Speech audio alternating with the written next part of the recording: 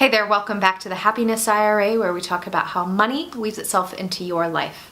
Today we're going to be talking about the widow's benefit of Social Security. You may not realize as a widow is that you have dual entitlements.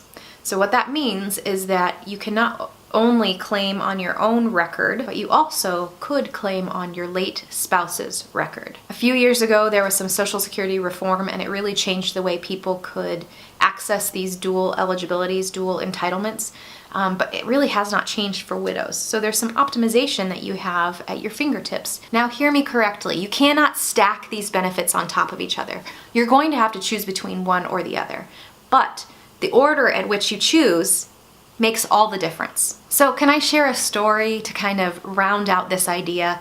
Sometimes I think we get into the number side of things, of finances, and we don't fully understand how this actually impacts someone's life. Now, I'm tweaking some of the details of their life to keep them anonymous, of course, as I always do, but I want you to see how this works. I met with a woman about a week ago. She's 62, so her age right now gives her the ability to either collect on her late spouse's record, or she has her own record that she could claim on. She goes into the office and they tell her, your husband's record is higher than yours, so you may as well collect on his benefit rather than your own benefit. And you know what? You can start that today. They are going to tell you what your exact benefit is for today.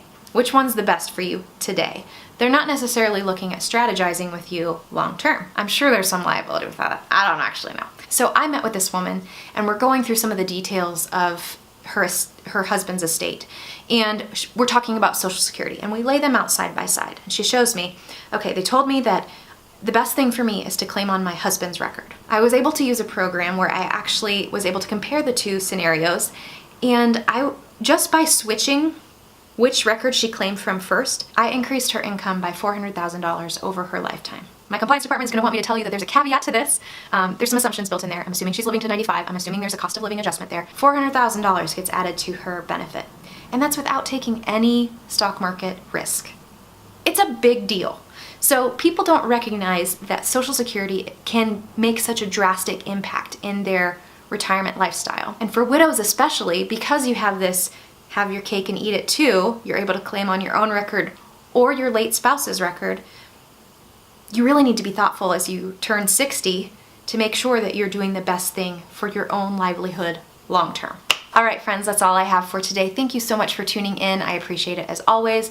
If you found this video helpful, I hope that you will be willing to share this with somebody else who might be a widow in your life, especially if they're at age 59, because they're going to have to make this decision, and you can drastically change the trajectory of their retirement years.